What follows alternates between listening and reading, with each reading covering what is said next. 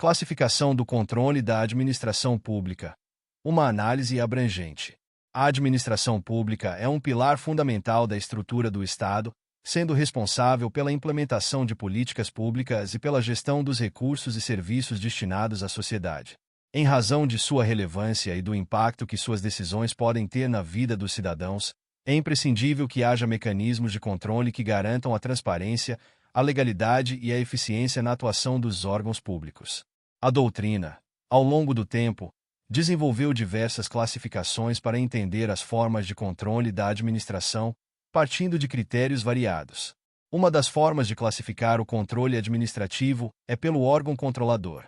Nesse sentido, o controle legislativo é exercido pelo Parlamento, que atua em conjunto com os tribunais de contas. Esse tipo de controle é crucial para a fiscalização da execução orçamentária e do uso dos recursos públicos. Por meio de comissões parlamentares de inquérito, por exemplo, o Legislativo pode investigar irregularidades, assegurando que os atos da administração sejam compatíveis com a legislação e com os interesses da sociedade. O papel do controle legislativo é vital para a promoção da accountability, ou seja, a responsabilidade dos gestores públicos. O controle judicial, por sua vez, é promovido por meio das ações constitucionais e é caracterizado por ser realizado quando há provocação da parte interessada. Este controle pode ocorrer a priori, quando busca prevenir a prática de atos ilegais antes que estes ocorram, ou a posteriori, quando visa anular atos já praticados. Um exemplo de controle judicial a priori é o mandado de segurança, que pode ser impetrado para impedir um ato administrativo que se considere abusivo ou ilegal. Já o controle judicial a posteriori é exemplificado pelas ações civis públicas, que buscam reparar danos causados por atos administrativos. No que tange ao controle administrativo, este é um controle interno realizado pela própria administração pública. Ele pode ocorrer de ofício, quando a própria administração inicia a fiscalização, ou por provocação, quando um interessado solicita a revisão de um ato. Um exemplo clássico de controle administrativo é o recurso hierárquico, onde um ato administrativo pode ser reavaliado por uma autoridade superior dentro da mesma estrutura administrativa. Isso permite um mecanismo de autocorreção dentro da administração, promovendo uma gestão mais eficiente. Além da classificação por órgão controlador, o controle administrativo também pode ser dividido quanto à extensão, sendo interno ou externo. O controle interno é exercido por um poder sobre seus próprios órgãos e agentes. Um exemplo seria a supervisão que um diretor exerce sobre os subordinados em uma repartição pública. Esse tipo de controle é essencial para garantir que as normas e diretrizes internas sejam seguidas e que a atuação dos servidores públicos esteja alinhada com os objetivos da administração. Já o controle externo é exercido por um órgão que não pertence à estrutura do poder que está sendo fiscalizado. Um exemplo típico é a anulação judicial de atos da administração pública, que demonstra a atuação do Poder Judiciário em relação aos atos administrativos. A natureza do controle também é um critério importante para sua classificação.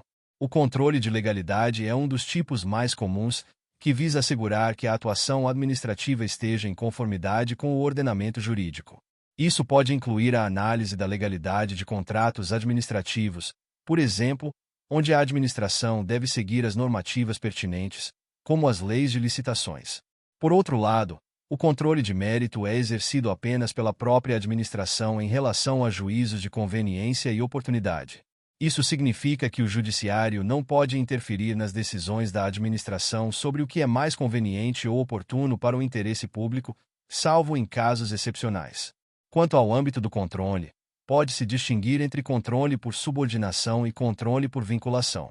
O controle por subordinação ocorre quando uma autoridade hierarquicamente superior revisa atos de um subordinado, como quando um ministro revoga uma decisão tomada por um diretor.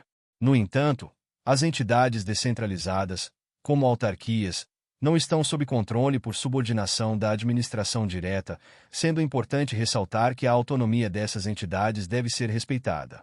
O controle por vinculação, por sua vez, é uma forma de influência exercida pela administração direta sobre as entidades descentralizadas, permitindo a fiscalização e a orientação das atividades dessas entidades. Outra forma de classificação do controle administrativo é em relação ao momento de seu exercício. O controle prévio, também conhecido como a priori, é realizado antes da prática do ato. Um exemplo é a ação popular, que pode ser proposta antes que um ato lesivo ao patrimônio público seja consumado. O controle concomitante ocorre durante a execução da atividade controlada, como a fiscalização de obras públicas enquanto estas estão sendo realizadas.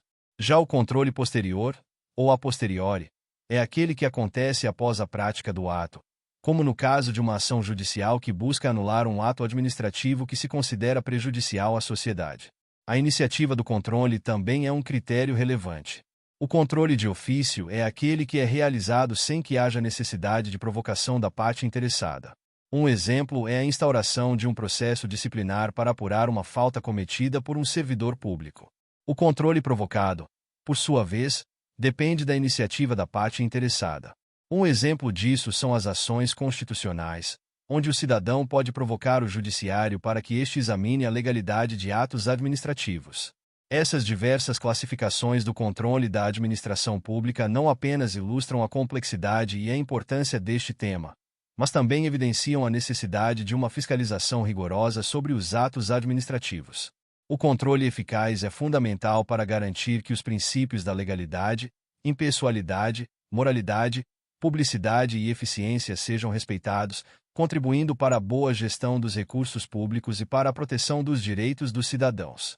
Além disso, a efetividade do controle administrativo é essencial para a promoção da transparência e da responsabilidade na administração pública.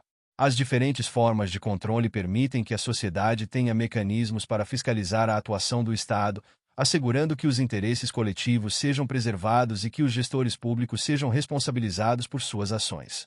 Por fim, a compreensão dessas classificações é crucial para os operadores do direito, administradores públicos e cidadãos, pois todos têm um papel a desempenhar na promoção de uma administração pública mais justa, transparente e eficiente. O fortalecimento do controle administrativo é, portanto, uma tarefa contínua que exige comprometimento e participação ativa de todos os segmentos da sociedade. Muito obrigado! E não se esqueça de curtir o vídeo, de se inscrever em nosso canal e de compartilhar o vídeo com amigos e familiares para aumentar essa rede do bem. Ative o sininho também para receber todas as notificações dos novos vídeos. Até mais!